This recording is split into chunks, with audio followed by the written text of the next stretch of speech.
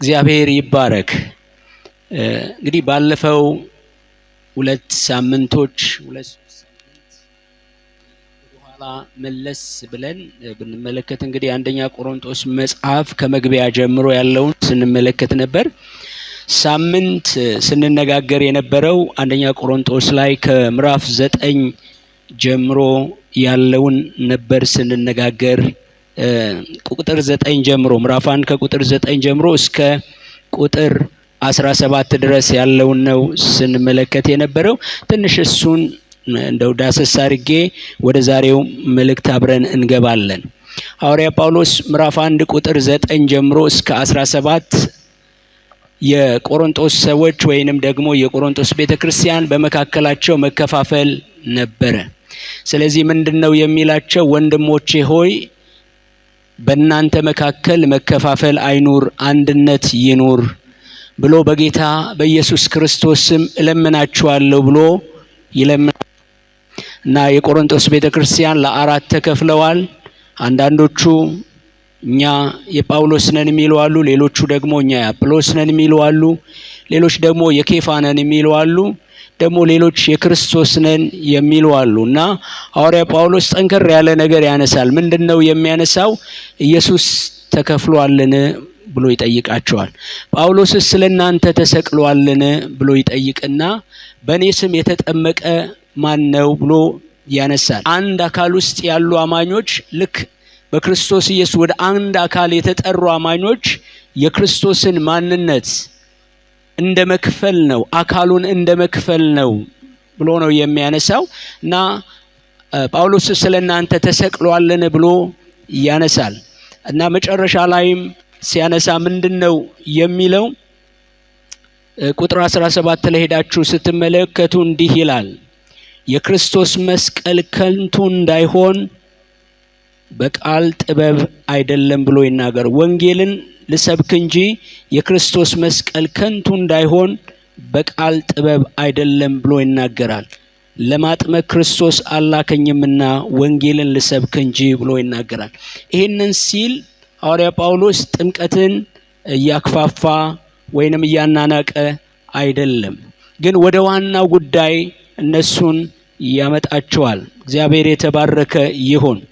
ዛሬ አብረን የምንመለከተው ከቁጥር 18 ጀምሮ ያለውን አብረን ለማየት እንሞክራለን። ከ18 እስከ 25 ድረስ ያለውን እንመለከታለን።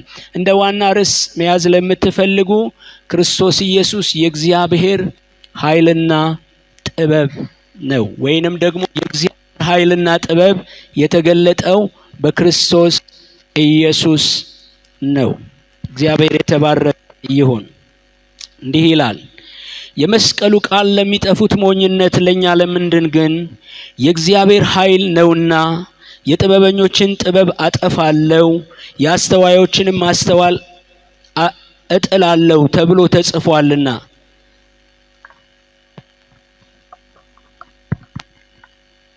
የመስቀሉ ቃል ለሚጠፉት ሞኝነት ነው፣ ለኛ ለምንድን ግን የእግዚአብሔር ኃይል ነውና። የጥበበኞችን ጥበብ አጠፋለሁ፣ የአስተዋዮችንም ማስተዋል እጥላለሁ ተብሎ ተጽፏልና። ጥበበኛ የታል?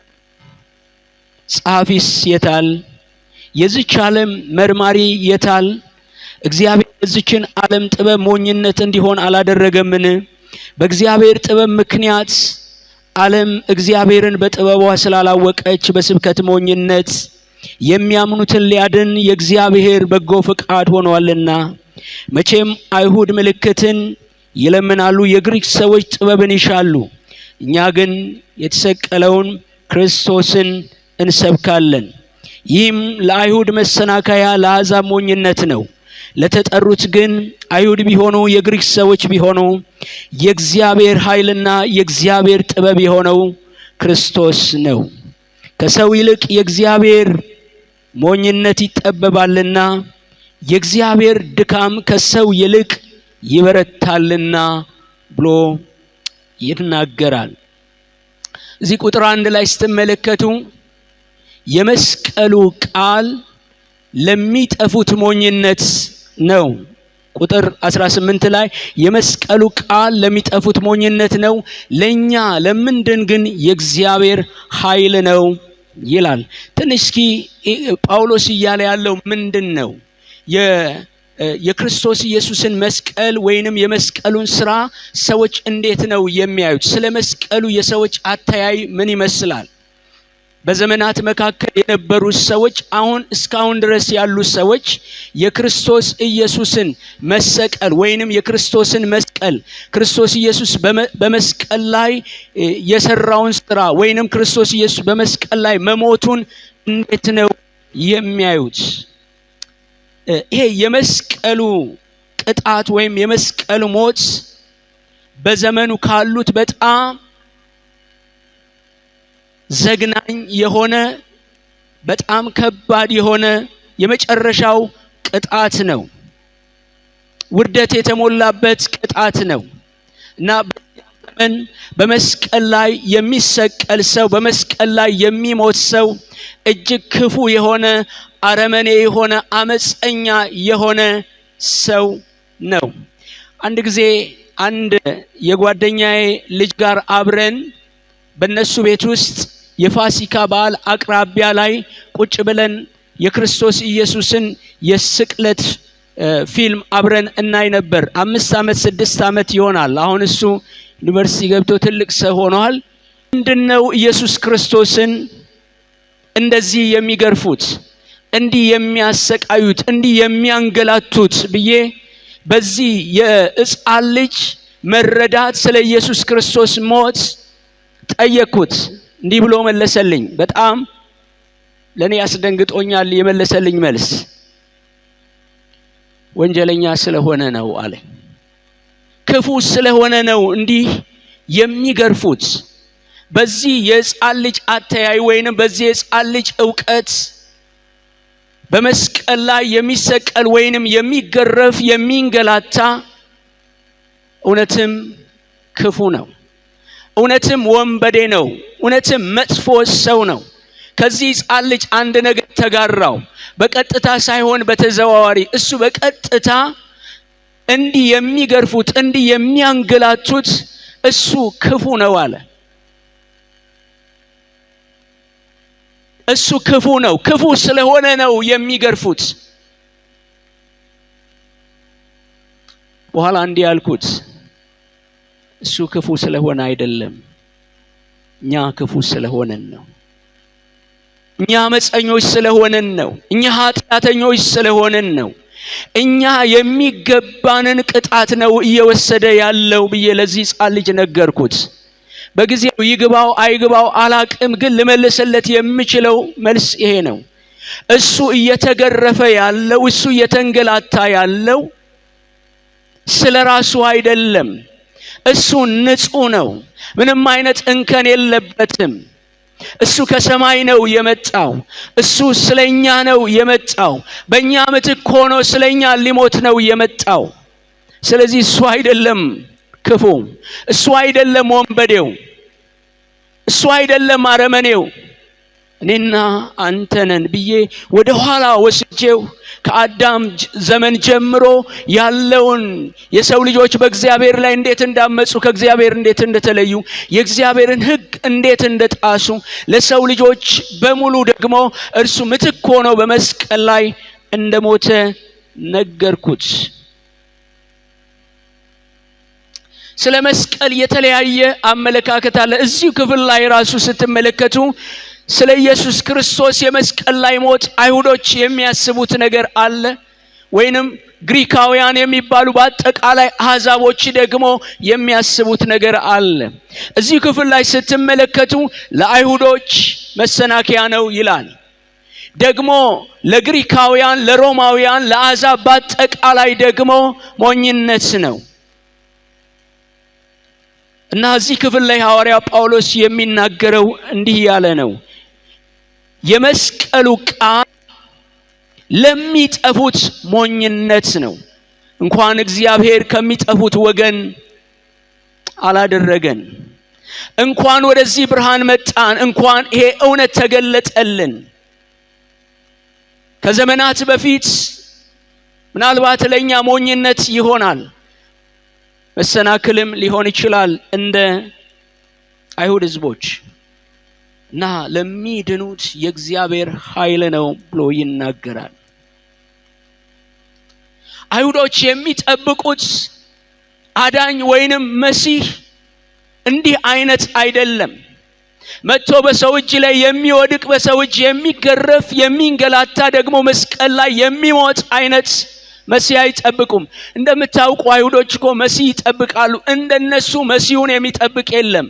ይጠብቃሉ፣ ግን የሚጠብቁት በተሳሳተ መንገድ ነው የሚጠብቁት። እነሱ በጊዜው በሮማውያን አገዛዝ በባርነት ስር የወደቁ ስለነበሩ መጥቶ ከሮማውያን አገዛዝ ከባርነት ቀንበር ነፃ የሚያወጣቸውን ንጉስ ሆኖ ጠላቶችን ሁሉ አሸንፎ እነሱን ነፃ የሚያወጣቸውን ሐዋርያት ሥራ ምዕራፍ 1 ላይ ሄዳችሁ ስትመለከቱ አንድ ጥያቄ ይጠይቁታል።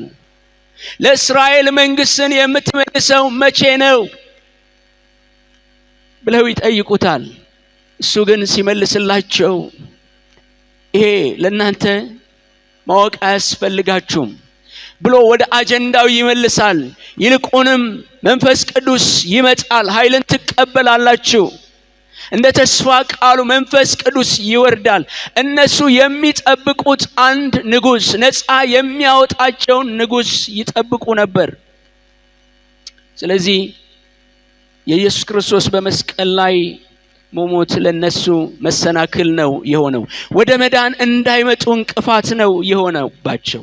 ወደ ህይወት እንዳይመጡ እንቅፋት ነው የሆነባቸው እና የሚጠብቁት መሲህ እንዲህ አይነት ደካማ በሆነ መንገድ የሚመጣ አይደለም። ስለዚህ በመስቀል ላይ የተሰቀለውን ክርስቶስን ለመቀበል ተቸግረዋል።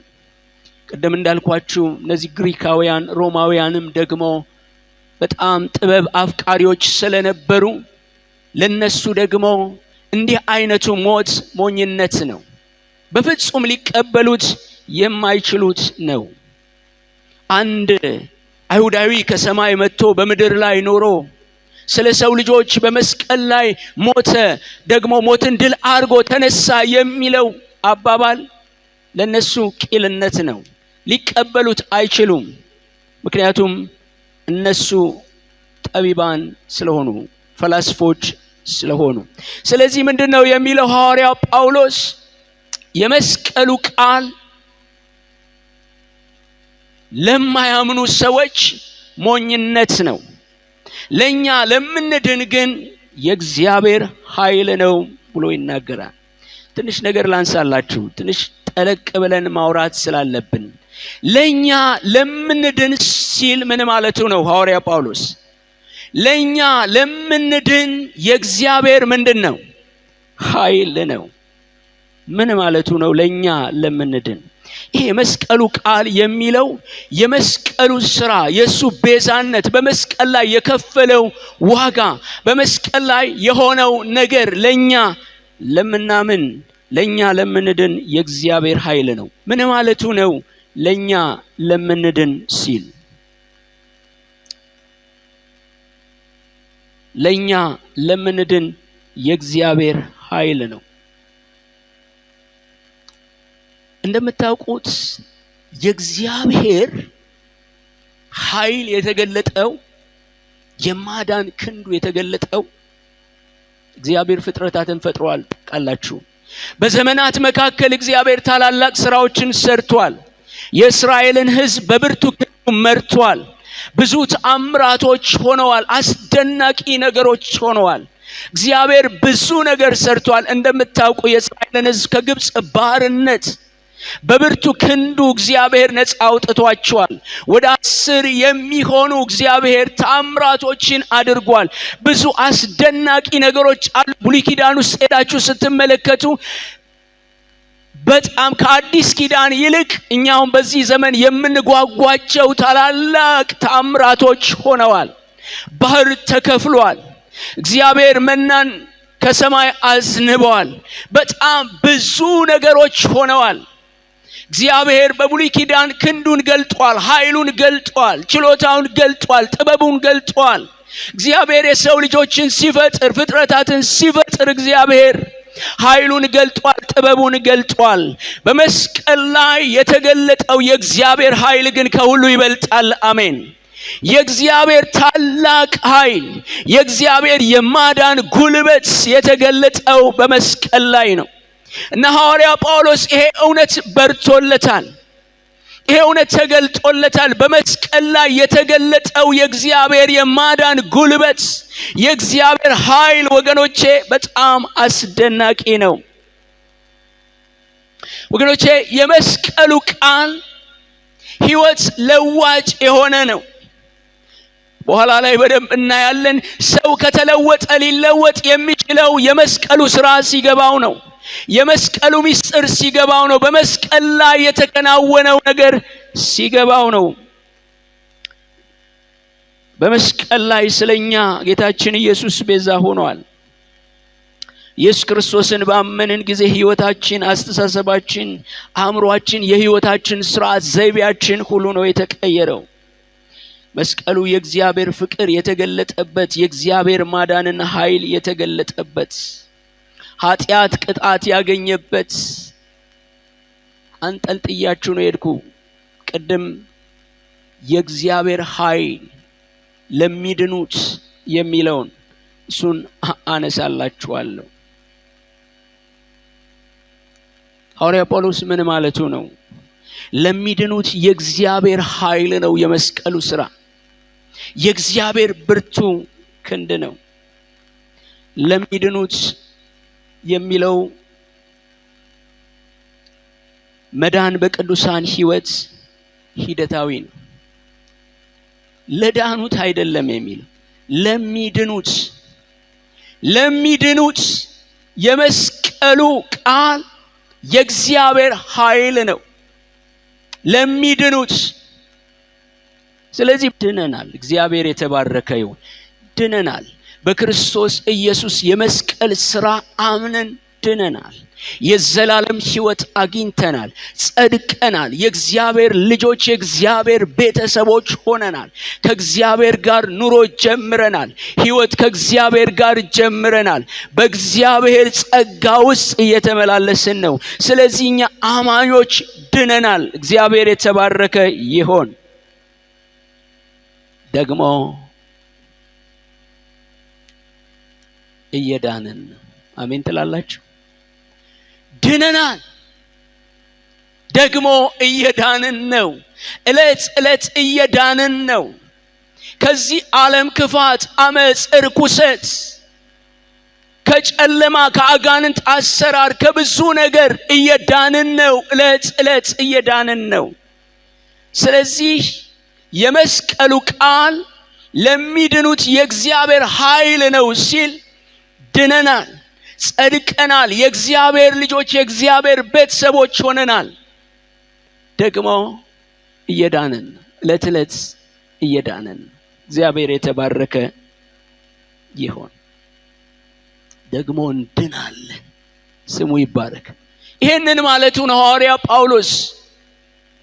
ለሚድኑት የእግዚአብሔር ኃይል ነው ሲል ድነናል፣ እየዳንን ነው ዕለት ዕለት፣ ደግሞ ለዘላለም እንድናለን። እግዚአብሔር የተባረከ ይሁን። አንዳንድ አስተምሮች አሉ፣ እግረ መንገዴን ላንሳላችሁ። በቃ እግዚአብሔር በክርስቶስ ኢየሱስ በመስቀሉ ሥራ ጨርሶታል። መዳናችን ያለቀ፣ የተፈጸመ፣ የተጠናቀቀ ነው። በእኛ ሕይወት ግን አልተጠናቀቀም። በእኛ ሕይወት ገና ፍጻሜ አላገኘም። ጸድቀናል።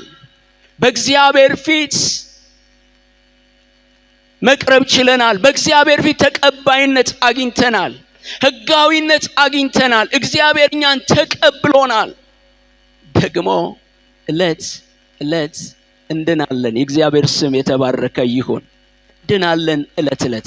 ስለዚህ የመስቀሉ ቃል ለሚያምኑት የእግዚአብሔር ኃይል ነው፣ ወይንም ለሚድኑት የእግዚአብሔር ኃይል ነው ሲል እነዚህ ነገሮችን በውስጡ የያዘ ነው። ድነታችን ሂደታዊ ነው፣ ቀጣይነት ያለው ያልተጠናቀቀ ነው። ማለት አሁን የምንታገለው ትግል አለ። በምድር ላይ ብዙ ትግል አለብን። ህይወት ትግል ነው። በቅድስና ህይወት ለመመላለስ እንታገላለን። በጽድቅ ህይወት ለመመላለስ እንታገላለን። እግዚአብሔርን ለማክበር እንታገላለን። ስለዚህ የመስቀሉ ቃል፣ በመስቀሉ ላይ የተገለጠው የእግዚአብሔር ኃይል አሁንም ያድነናል። እግዚአብሔር የተባረከ ይሁን። ማንነታችን ሊቀረጽ ክርስቶስን ወደ መምሰል ሊያደርሰን የሚችል የመስቀሉ እውነት ነው። የመስቀሉ ኃይል ነው። በመስቀል ላይ የተገለጠው የእግዚአብሔር የማዳን ኃይልና ጸጋ ነው። ስለዚህ የእግዚአብሔር ቃል የመለወጥ ኃይል አለው። የመስቀሉ ቃል ሲል የሆነ በመናባችን የሆነ መስቀል እዚህ ጋር ያለው አይደለም። ይሄ አይደለም። ይሄ ትርጉም የለውም። በዚህ ላይ ያለው እውነት ካልገባን፣ በመስቀል ላይ የተሰራው ስራ ካልገባን ምንም ትርጉም የለውም። ሰዎች አንገታቸው ላይ ያንጠለጥላሉ፣ እኛም ደግሞ ቤተክርስቲያን ላይ እንሰቅላለን። አንድ ጊዜ ዶክተር መለሰ ወጉ አንድ ስብከት ሰብከዋል። የመስቀሉ ስር ቁማርተኞች ብሎ ማለት ብዙ ሰዎች መስቀሉን ይናገራሉ። መስቀሉ ለነሱ ኃይላቸው እንደሆነ ይናገራሉ። በመስቀሉ ስር ግን መስቀሉን የማይመጥን ክርስቶስ ኢየሱስ የሰራውን ስራ የማይመጥን የተከፈለልንን ዋጋ የማይመጥን አስተሳሰብና ህይወት ኑሮ ይኖራሉ። ይሄ የተቃረነ ነገር ነው። ይሄንን ከኢሳይያስ 29 ቁጥር 14 ላይ ሄዳችሁ ማየት ትችላላችሁ። ኤርምያስ ምዕራፍ 23 ቁጥር 29ም ላይ ሄዳችሁ ማየት ትችላላችሁ። ይሄ ከኢሳይያስ የተወሰደ ጥቅስ ነው። የጥበበኞችን ጥበብ አጠፋለሁ፣ የአስተዋዮችንም ማስተዋል አጠፋለሁ። ወደታች ወረድ ስትሉ ጠቢብ የታል፣ አስተዋይ የታል፣ ሊቅስ የታል እያለ ይናገራል። ጥበበኞች፣ ሊቆች፣ አስተዋይ የሚባሉ በጥበባቸውና በእውቀታቸው ወደዚህ የመስቀሉ ስራ ሊደርሱ አልቻሉም። ሰው በአእምሮ ምርምር በእውቀቱ ወገኖቼ እግዚአብሔር የሰራውን የመስቀሉን ስራ ሊረዳው አይችልም። ብዙ ሰዎች ለተለያየ ሪፈረንስ መጽሐፍ ቅዱስን ያነባሉ። ኢየሱስ ክርስቶስን የማያምኑ ሰዎች መጽሐፍ ቅዱስን ያነባሉ። ግን መጽሐፍ ቅዱስ አልተገለጠላቸውም። እውነት አልተገለጠላቸውም። ኢየሱስ ክርስቶስ አልተገለጠላቸውም። ስለዚህ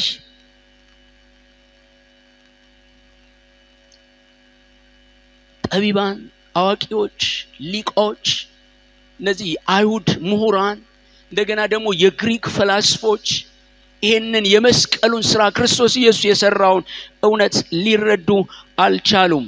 ማለት በሱ ቢሆን ኖሮ 90% የሚሆን ሰው ወደ ህይወት ሊመጣ አይችልም። ወደ መዳን ሊመጣ አይችልም። በምርምር ቢሆን ኖሮ፣ በልቀት ቢሆን ኖሮ፣ በፍልስፍና ቢሆን ኖሮ፣ ምሁር በመሆን ቢሆን ኖሮ ሰው የመስቀሉን ቃል የሚረዳ ወይም ክርስቶስ ኢየሱስ የሰራውን ስራ የሚረዳ በዚያ ቢሆን ኖሮ ማንም ወደዚህ ህይወት ሊመጣ አይችሉም። ምንድነው የሚለው? ወረደ ብሎ እዛው ላይ እንዲህ ይላል፣ የዚህ ዓለም መርማሪስ የታል ካለ በኋላ እግዚአብሔር የዚችን ዓለም ጥበብ ሞኝነት እንዲሆን አላደረገምን ይላል። ቅድም እንዳልኳችሁ አይሁዶች የሚጠብቁት መሲህ ሌላ ነው። አሕዛቦች ደግሞ አዳኝ ብለው ወይም ደግሞ አሸናፊ ብለው የሚያስቡት መጥቶ የሚሰቀል በሰው እጅ የሚወድቅ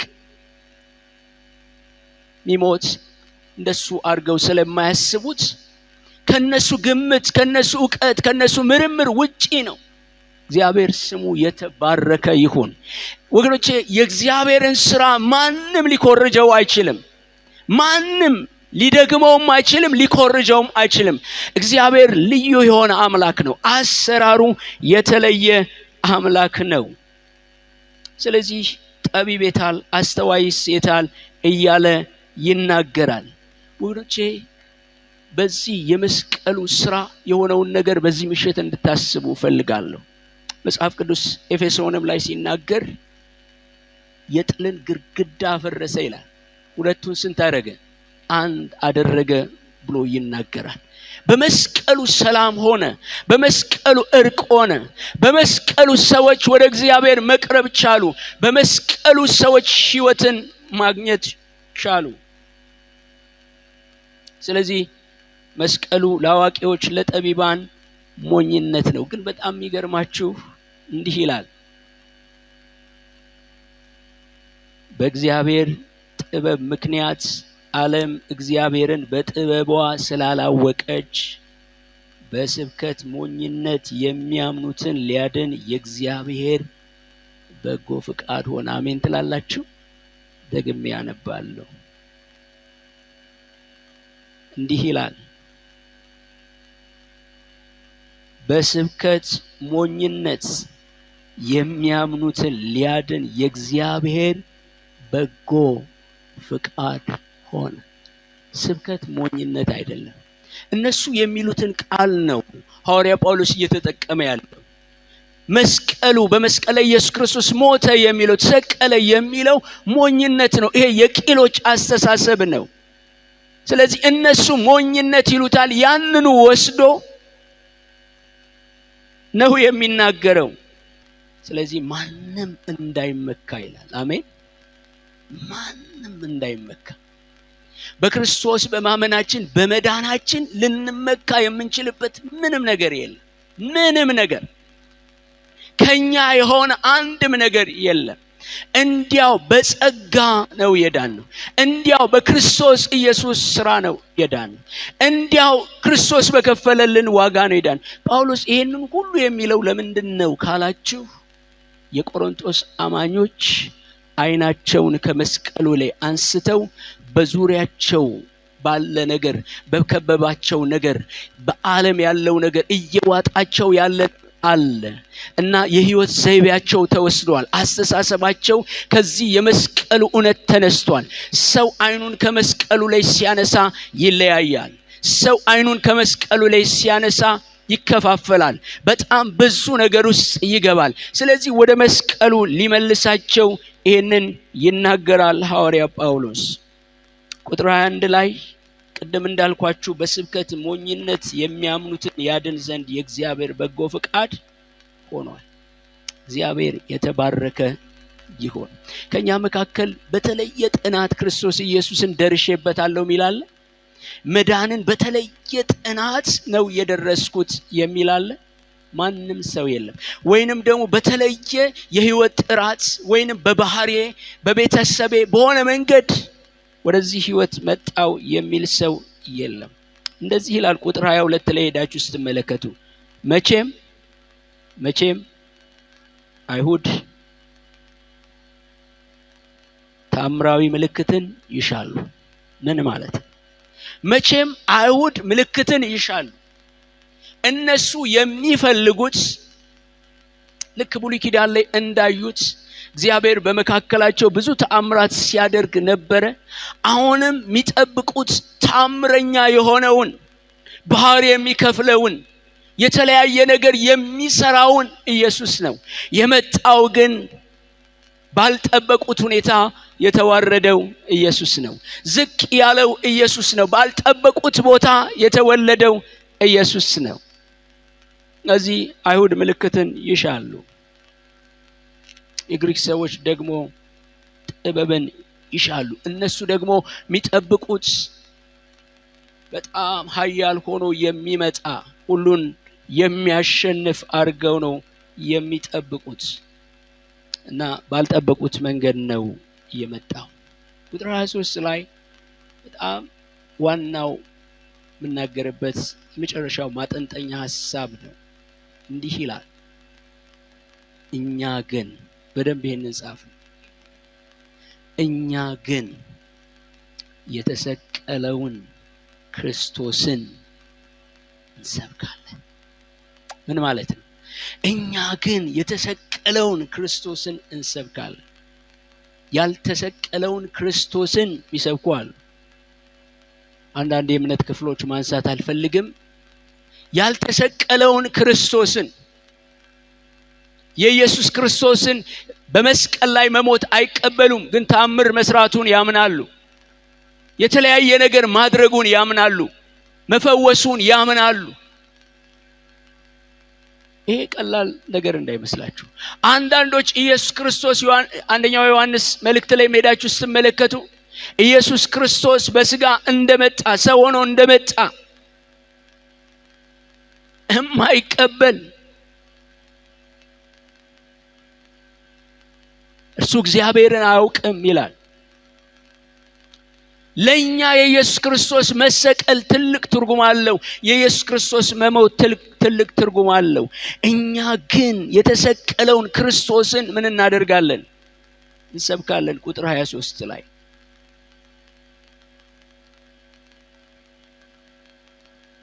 አይሁድ ኢየሱስ ክርስቶስ ስለመሆኑ ማረጋገጫ የሚሆን ምልክት ይፈልጋሉ፣ ተአምራት ይፈልጋሉ። ግሪኮች ደግሞ መስቀል ላይ መሞት ሞኝነት ነው ብሎ ይናገራሉ። ጳውሎስ ግን እኛ ግን የተሰቀለውን ክርስቶስን እንሰብካለን። ትንሽ እዚህ ላይ አንድ ነገር ላንሳላችሁ። ሳናውቀው ቤተክርስቲያን እየሄደች ያለችው የተሰቀለውን ክርስቶስን ከመስበክ ይልቅ አሁን ሰይጣን በብርቱ የሚሰራው ክርስቶስ በቤተ ክርስቲያን ውስጥ እንዲሰበክ አይፈልግም። የተሰቀለው ክርስቶስ እንዲሰበክ አይፈልግም። ነገር ልንገራችሁ፣ የመጽሐፍ ቅዱስ ማዕከል ክርስቶስ ነው። አሜን። መጽሐፍት ሁሉ የሚናገሩት ስለ ክርስቶስ ነው። የስብከት ማዕከል ደግሞ መስቀል ነው። አሜን ትላላችሁ? የስብከት ማዕከል ስብከት ሄዶ የመጨረሻ ማሰሪያ መሆን ያለበት የተሰቀለው ክርስቶስ። ስለምንም እንናገር ግን መጨረሻችን መደምደሚያችን የተሰቀለው ክርስቶስ። ሰው የተሰቀለውን ክርስቶስ ካላወቀ ለዚህ ነው ሕይወትም አይለወጠው። ቤተክርስቲያን ለውጥ የሌላት፣ እድገት የሌላት፣ በቤተክርስቲያን ውስጥ ብዙ ችግሮች የተከማቹት የተሰቀለው ክርስቶስ ስለማይሰበክ ነው። ስለዚህ ሐዋርያ ጳውሎስ እኛ ግን ይላል፣ አይሁዶች የፈለጉትን ያድርጉ፣ ግሪኮችም እንደፈለጉ ይበሉ፣ አሕዛብም እንደፈለጉ ይበሉ፣ እኛ ግን የተሰቀለውን ክርስቶስ እንሰብካለን። እግዚአብሔር የተባረከ ይሁን። ወገኖቼ ክርስቶስ የሌለበት መስቀሉ የሌለበት ስብከትና መልእክት እንዲሁ ድካም ብቻ ነው የሚሆነው፣ ልፋት ብቻ ነው የሚሆነው። ሊሰበክ የሚገባው ክርስቶስ ኢየሱስ ነው።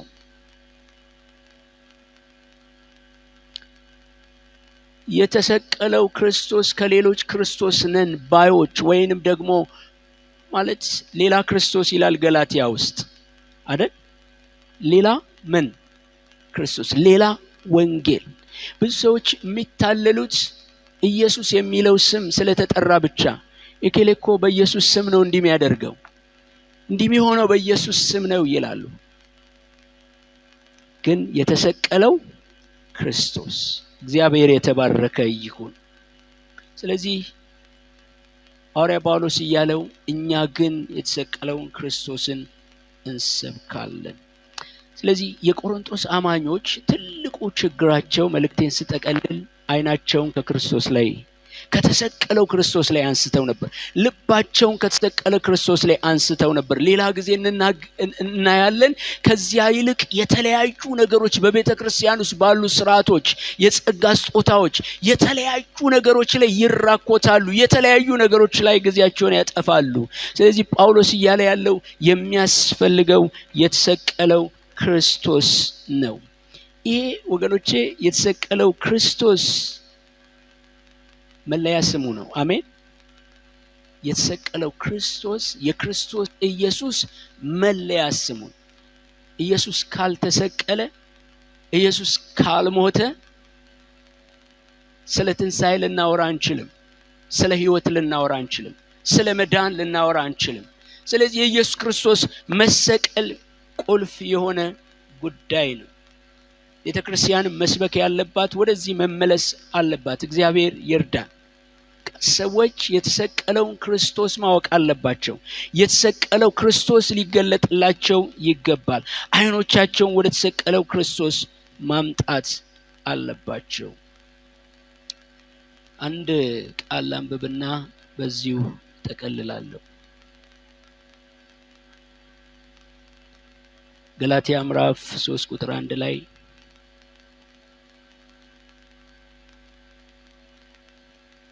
እንዲህ ይላል፣ ከዚህ ቀደም ክርስቶስ በዓይናቸው ፊት ተስሎ ይታይ ነበር። አሜን። አሁን ግን ማን አዚም አደረገባቸው? ይህንን ሚስጥር በጣም ማወቅ ፈልጋለሁ። እንዴት በፍጥነት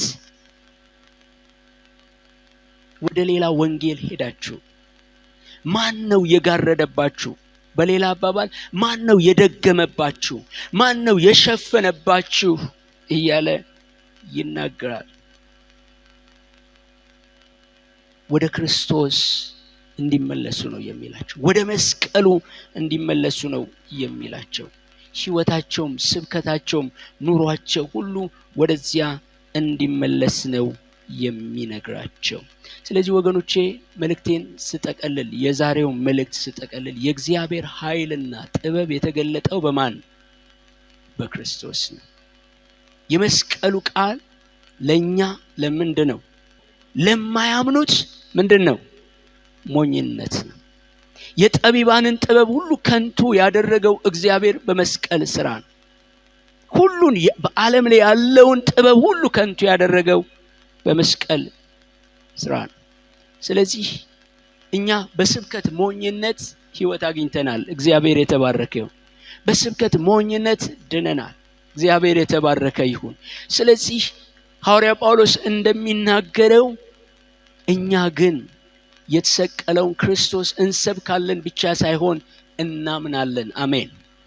እናምናለን ብቻ ሳይሆን የሕይወታችን መርህ ነው። የምንኖረው በዚህ በመስቀሉ መርህ ነው። ክርስቶስ ኢየሱስ በሰራልን መርህ ነው። ምን ሰብከው እሱን ነው። እግዚአብሔር አምላክ ከቤተ ክርስቲያን ክርስቶስን የማይገልጥ ክርስቶስን የማያሳይ የትኛውንም ልምምድ፣ ስብከት፣ የትኛውንም ነገር እግዚአብሔር ያንሳው። ሩቅ አይደለም ወገኖቼ፣ ኢየሱስን የሚሰብኩ የእግዚአብሔር ሰዎች ይነሳሉ። ሐዋርያ ጳውሎስ ለዚህ ነው ከሱ በቀር የተሰቀለውን ክርስቶስ ሌላ ዕውቀት ላለማወቅ ቆርጫለሁ። ላውቅ የምፈልገው ብቸኛ ዕውቀት ክርስቶስን ነው፣ የመስቀሉን ስራ ነው። እግዚአብሔር ወደዚህ ያምጣን። የቆሮንቶስ ቤተክርስቲያን ትልቁ ችግራቸው ከዚህ ከመስቀሉ ስራ ክርስቶስ ኢየሱስ ከሰራላቸው ስራ አይናቸውን አንስተዋል። እስከ ምዕራፍ 4 ድረስ ሄዳችሁ ስትመለከቱ ስለ መለያየታቸው ነው የሚያነሳው። አሁንም ይህን እያነሳ ያለው ሸርተት ብሏል። ከመስቀሉ ላይ አይናቸውን አንስተዋል፣ ልባቸውን አንስተዋል። ስለዚህ በሌላ ነገር ትኩረታቸውን አድርገው ወደ መስቀሉ እንዲመለሱ፣ ወደ መስቀሉ እንዲያዩ፣ ወደ መስቀሉ ትኩረት እንዲያደርጉ ይህንን ያሳስባቸዋል። እግዚአብሔር የተባረከ ይሁን። ሳምንት እንቀጥላለን። አጭር ጸሎት እንጸልይ። ሁላችንም እንጸልይ።